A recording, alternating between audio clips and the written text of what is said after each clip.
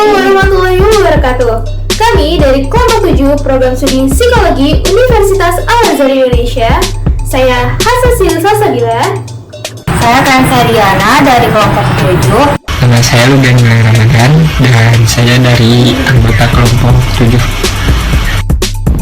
Nama saya Sapara Ramdina Putri. Nama saya Rizka Suryani dari kelompok 7. Kami akan mempresentasikan psikologi Gestalt beserta tokoh tokohnya. Selamat menyaksikan. Nama saya Rizka Suryani dari kelompok 7. Saya akan menjelaskan psikologi Gestalt. Psikologi Gestalt adalah salah satu aliran psikologi yang mempelajari suatu gejala sebagai suatu keseluruhan atau totalitas. Data-data dalam psikologi Gestalt disebut fenomena atau gejala. Psikologi Gestalt dibentuk sebagai reaksi terhadap atomisme dari aliran strukturalisme. Psikologi Gestalt mengambil pendekatan holistik, yaitu keseluruhan lebih besar daripada jumlah bagian-bagiannya. Di sini saya akan mempresentasikan tentang psikologi Gestalt yang ditokohi oleh Ernst Mak. Lahir di Graz, Moravia, Austria. Keluarga Mak hidup di daerah terpencil. Ayahnya, Johann mendalami sastra klasik dan tinggal dalam atmosfer keluarga yang sangat tertutup. Meski seorang individualis ekstrem, ayahnya sangat berpendidikan. Ayahnya beternak ulat sutra. Beda dengan ayahnya, ibu Mak lahir dari keluarga pengacara dan dokter yang menjadikan ibunya seorang pecinta musik dan puisi. Sampai umur 14 tahun, pendidikan Mak ditangani langsung oleh ayahnya, yang mengajarkan Mak ilmu sejarah, aljabar, dan geometri. Baru saja Mak berumur 15 tahun, Mak disekolahkan di sekolah umum di Vienna. Disinilah ia mulai tertarik pada ilmu pengetahuan. Kemampuan Mak tergolong biasa-biasa saja, namun kemampuan intelektualnya muncul saat masuk ke Universitas Vienna. Di sana ia belajar matematika, fisika, filsafat, dan sejarah. Semua mengantarkannya mendapatkan gelar doktor dalam bidang fisika pada tahun 1860.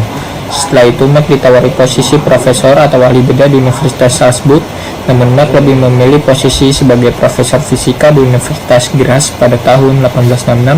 Di universitas ini Mak banyak memfokuskan diri pada fisika, bidang yang sangat ia gemari dan sangat ia tekuni. Selanjutnya, teknik shadow graph.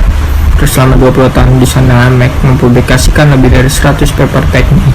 Ia mempresentasikan papernya yang sangat revolusioner, yaitu Photographical Fiction der Dark Projective in the Luft 1840 di Academy of Science di Vienna tahun 1887. Dalam papernya, Mak mempublikasikan fotografi pertama yang menunjukkan sebuah gelombang kejut atau shockwave yang dibentuk oleh peluru yang melesat melewati batas kecepatan suara. Teknik ini memanfaatkan pancaran cahaya yang diterima objek lalu ditangkap oleh layar atau plat film. Jika cahaya dipancarkan ke dalam aliran udara di mana peluru melesat dengan kecepatan supersonik, cahaya akan menabrak gelombang kejut yang terbentuk lalu dibentukkan atau dibelokkan. Hal ini menyebabkan terbentuk bayangan atau shadow pada plat film. Maka bayangan yang terbentuk adalah fenomena gelombang kejut yang terbentuk saat peluru melesat melebihi kecepatan suara. Teknik pengambilan foto gelombang kejut sebagai bukti nyata perpaduan antara aerodinamika supersonik dengan bidang optik kegemarannya. Perkawinan kedua yang tersebut menghasilkan teknik shadow graph yang sekarang masih tetap dipakai. Setelah itu, Mak berkolaborasi dengan anak laki-lakinya bernama Ludwig. Dia bereksperimen tentang aliran udara supersonik. Anaknya menjadi dokter di bidang kedokteran, dan Mak diberi tempat konvertan di Universitas Vienna dalam bidang filsafat ilmu pengetahuan. Setelah dia pindah ke Vienna untuk memenuhi panggilan tersebut, Mak lebih fokus pada filsafat. Tahun 1997, Mak menderita stroke yang menyerang tangan kanannya. Meski tertulis secara resmi ia berhenti tahun 1901. Sejak saat itu hingga kematiannya 19 Februari 1906, Mak masih tetap menjadi pemikir, dosen, dan penulis yang aktif. Sekian pemaparan dari video saya. Terima kasih. Assalamualaikum warahmatullahi wabarakatuh. Tokoh psikologi Gestalt yang akan saya jelaskan adalah Max Wertheimer. Max Wertheimer lahir tanggal 15 April 1880 di Praha, Cekoslovakia. Ia disebut sebagai bapak psikologi Gestalt karena ia adalah salah satu dari 3 pendiri psikologi Gestalt. Ia sempat belajar hukum sebelum pindah ke filsafat dan psikologi. Ia juga pernah bekerja di Universitas Frankfurt dan mengajar di sekolah baru di New York. Yang terakhir, dia wafat tanggal 12 Oktober 1943 di New York. Pada tahun 1923, Max Wertheimer mengemukakan hukum-hukum Gestalt dalam bukunya yang berjudul Investigation of Theory. Hukum-hukum itu antara lain yang pertama adalah hukum kedekatan atau law of proximity. Yang kedua, hukum ketertutupan atau law of closure.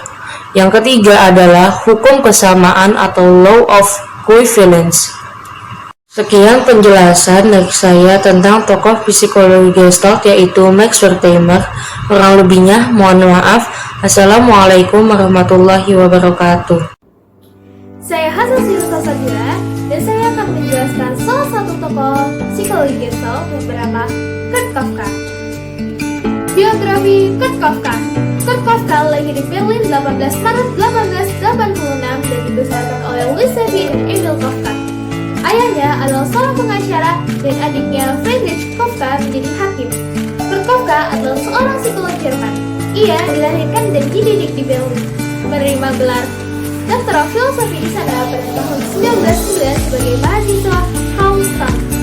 Selain studinya di Berlin, Kafka juga menghabiskan 1 tahun di Universitas Edinburgh di Skotlandia, di mana dia mengembangkan kefasihan plot dalam bahasa Inggris. Keterampilan yang kemudian disajikan dengan baik dalam usahanya untuk menyebarkan psikologi Gestalt di luar batas Jerman. Kafka sudah bekerja di University of Frankfurt sebagai asisten riset dari F. Sherman ketika Max Wertheimer dan Kohler tiba pada tahun 1910 dan Kafka diundang untuk berpartisipasi sebagai subjek dalam penelitiannya terhadap fenomena fisik. Kafka meninggalkan Frankfurt tahun 1912 untuk mengambil posisi di University of Gießen 40 mil dari Frankfurt, di mana dia menjadi guru besar luar biasa pada tahun 1918 sampai tahun 1924. Kafka kemudian melanjutkan perjalanan ke Amerika Serikat, di mana ia menjadi profesor tamu di Universitas Cornell 1924 hingga 1925, dan 2 tahun kemudian di University of Wisconsin-Madison. Akhirnya, pada tahun 1927, ia menerima posisi di Smith College di Northampton, Massachusetts, di mana dia tinggal sampai kematiannya pada 22 November 1941.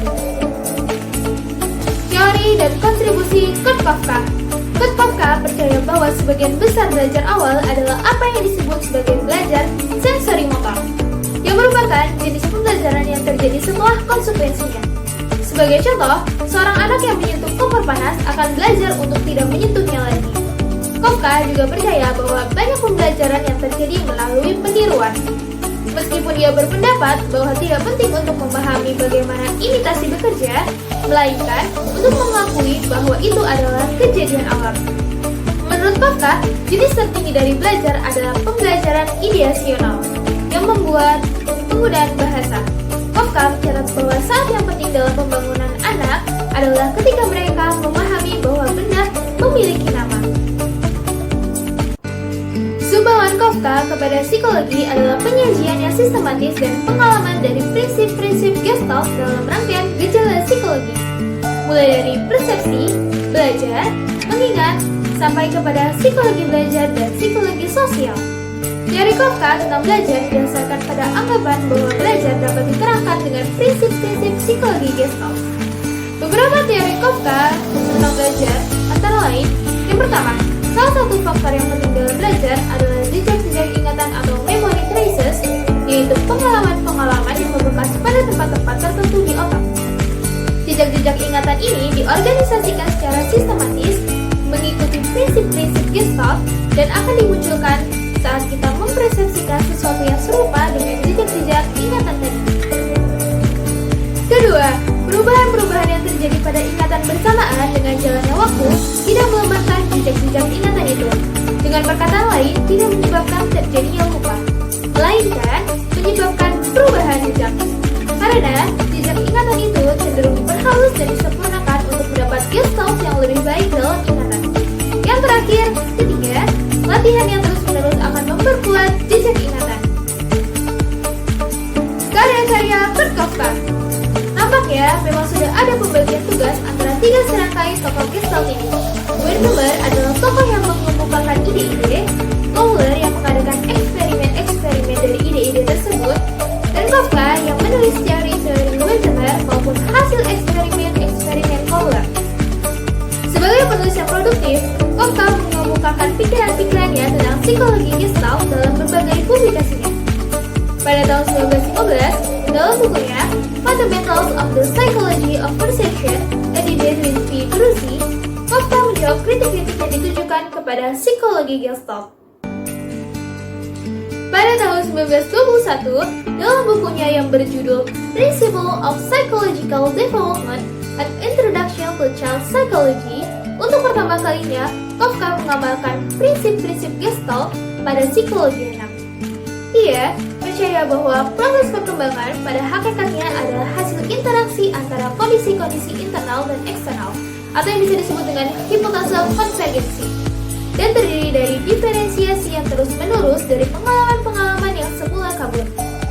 Pada tahun 1923, ia mulai menerbitkan jilid pertama dari buku yang berjudul Contribution to Gestalt Psychology, yang seluruhnya terdiri dari 25 jilid. Buku yang berjudul Principles of Gestalt Psychology yang terbit pada tahun 1935 adalah usaha yang paling komprehensif dari Kafka dalam mempersatukan dan menjanjikan bahwa hasil riset psikologi Gestalt termasuk karya-karya kolektif. Sekian dari saya. Mohon maaf jika ada kekurangan dan kesalahan kata. Wassalamualaikum warahmatullahi wabarakatuh. Nama saya Satara Ramdina Putri. Di sini saya akan menjelaskan tentang psikologi Gestalt, yaitu Wolfgang Kohler. Wolfgang Kohler lahir di Reval, Estonia pada tanggal 21 Januari 1887 dan meninggal pada 11 Juni 1967. Kohler merupakan psikologi Jerman yang memiliki peran sangat penting dalam pengembangan sekolah Gestalt. Karirnya sebagai peneliti dimulai dengan tesis doktoralnya, yang ia lakukan bersama Carl Stamm di Universitas Berlin pada tahun 1909. Teori Wolfgang Kohler. Teori Insight in Learning Wolfgang Kohler adalah suatu proses belajar mengajar yang diawali dengan proses coba-coba dan salah. Setelah menemukan suatu cara dalam pemecahan masalah tersebut, seseorang akan dengan mudah untuk mengulang cara yang sama sesuai pengalaman yang lalu, meskipun masalahnya agak berbeda, hingga akhirnya dicapai suatu pemahaman. Kohler dan kawan-kawannya melahirkan psikologi Gestalt. Untuk memperkuat teorinya, Kohler mengadakan penelitian pada 9 simpanse yang terkurung pada beberapa sangkar. Penelitian tersebut dilakukan selama kurang lebih 7 tahun yang dimulai pada tahun 1913 di Pulau Canary yang menjadi pilihan Kohler dalam melakukan eksperimennya. Eksperimen Kohler. Eksperimen yang pertama, simpanse dimasukkan ke dalam sangkar atau ruangan yang di dalam sangkar tersebut terdapat sebatang tongkat. Problem yang dihadapi oleh simpanse adalah bagaimana simpanse dapat mengambil pisang untuk dimakan. Kemudian simpanse melihat sebatang tongkat dan timbullah pengertian untuk meraih pisang dengan menggunakan tongkat tersebut.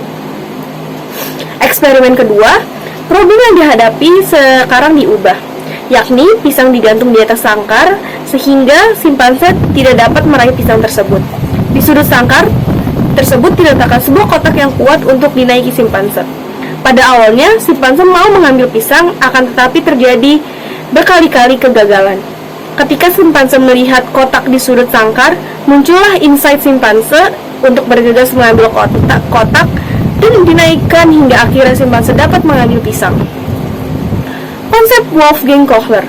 Menurut Kohler, apabila organisme dihadapkan pada suatu masalah atau problem, maka akan terjadi ketidakseimbangan kognitif dan ini akan berlangsung hingga masalah tersebut terpecahkan. Karya-karya Wolfgang Kohler. Di sini saya akan mengambil 4 contoh karyanya. Yang pertama, The Mentality of Apes pada tahun 1921. Yang kedua, Gestalt Psychology pada tahun 1929. Yang ketiga, Dynamic in Psychology pada tahun 1940. Dan yang terakhir, The Place of Value in a World of Facts pada tahun 1938. Kurang lebihnya, mohon maaf. Wassalamualaikum warahmatullahi wabarakatuh. Saya Kansa Diana. Di video kali ini saya akan menjelaskan salah satu tokoh psikologi Gestalt, yaitu Kurt Lewin.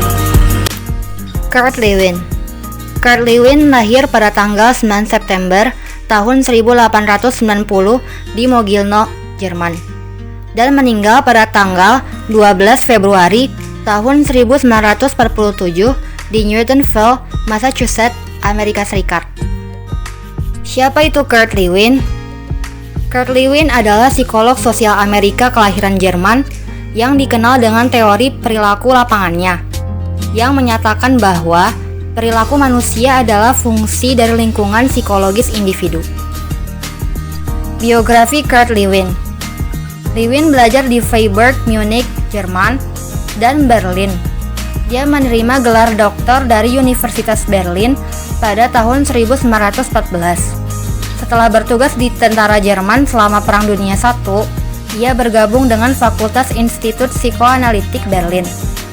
Pada tahun 1933, ia pindah ke Amerika Serikat dan mulai bekerja di Stasiun Penelitian Kesejahteraan Anak Universitas Negeri Iowa. Pada tahun 1945, ia mendirikan dan menjadi Direktur Research Center for Group Dynamics di Massachusetts Institute of Technology, Cambridge. Dia mempertahankan posisi itu sampai kematiannya. Teori Kurt Lewin. Kurt Lewin mempunyai 3 teori, yaitu Field Theory, Change Theory, Group Dynamic. Field Theory. Dipengaruhi oleh psikologi Gestalt, Lewin mengembangkan teori yang menekankan pentingnya kepribadian individu, konflik interpersonal, dan variabel situasional. Teori lapangan, atau yang biasa juga disebut teori medan gaya, Lewin mengusulkan bahwa perilaku adalah hasil dari individu dan lingkungan.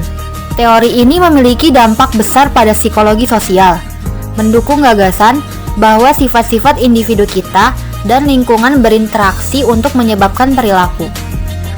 3 prinsip utama teori medan gaya. 1. Perilaku adalah fungsi dari bidang yang ada. 2. Analisis dimulai dari situasi yang lengkap dan membedakan bagian-bagian komponennya. 3. Orang konkret dalam situasi konkret dapat diwakili secara matematis. Change Theory. Model perubahan Lewin terkait dengan teori medan gaya. Dia menganggap bahwa untuk mencapai perubahan secara efektif, perlu untuk melihat semua opsi untuk bergerak dari saat ini ke keadaan masa depan yang diinginkan, dan kemudian mengevaluasi kemungkinan masing-masing dan memutuskan yang terbaik, bukan hanya bertujuan untuk tujuan yang diinginkan, dan mengambil rute lurus termudah untuk itu. 3-Step Change Management Model. Unfreeze, Change, Refreeze. Unfreeze siap untuk berubah. Ketika sebuah struktur telah ada untuk sementara waktu, kebiasaan dan rutinitas secara alami akan menetap. Organisasi secara keseluruhan berjalan ke arah yang benar. Namun, seperti yang ditunjukkan dalam ilustrasi, orang atau proses mungkin telah menyimpang dari jalurnya. Perubahan implementasi. Proses perubahan harus dilihat sebagai investasi. Proses ini baik dari segi waktu maupun alokasi sumber daya. Setelah organisasi dan prosedur baru diluncurkan, kekacauan yang tak terhindarkan mungkin terjadi. Tetapi, itulah harga yang harus dibayar untuk mencapai peningkatan efektivitas dalam struktur. Refreeze, membuatnya melekat. Perubahan hanya akan mencapai efek penuhnya jika dibuat permanen. Begitu perubahan organisasi telah dibuat dan struktur telah kembali efektif, setiap upaya harus dilakukan untuk memperkuat mereka dan memastikan organisasi baru menjadi standar. Group Dynamic. Setelah Perang Dunia Kedua, Lewin melakukan penelitian untuk pemerintah Amerika Serikat, mengeksplorasi cara-cara mempengaruhi orang untuk mengubah kebiasaan makan mereka ke arah potongan daging yang kurang populer.